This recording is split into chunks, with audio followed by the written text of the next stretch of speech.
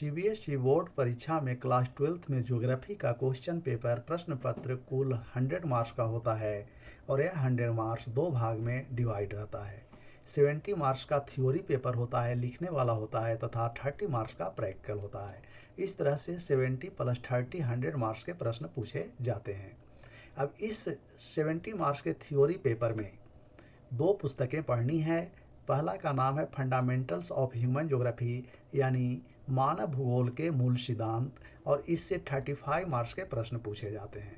इस तरह से दूसरी पुस्तक जिसका नाम है India people and economy, Bharat लोग एवं अर्थव्यवस्था, और इससे भी 35 मार्क्स के प्रश्न पूछे जाते हैं। इस तरह से दोनों पुस्तक को मिलाकर 35 + 35 70 मार्क्स के थ्योरी का पेपर होता है। 30 मार्क्स का प्रैक्टिकल पेपर होता है, जिसमें 15 मार्क्स का 15 नंबर का डाटा एंड मैपिंग से प्रश्न रहता है, तथा 10 मार्क्स का रिपोर्ट एंड फील्ड वर्क से प्रश्न रहता है, और 5 मार्क्स का वाइवा वॉइस अर्थात इंटरव्यू होता है।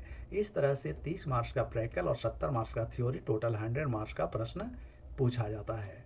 वीडियो के अगले भाग में हम लोग प्रत्येक चैप्टर से कितने मार्क्स का क्वेश्चन पूछा जाता है और कितने मार्क्स का question short answer, very short answer, long answer और मैप से रिलेटेड रहता है, जिसकी चर्चा करेंगे।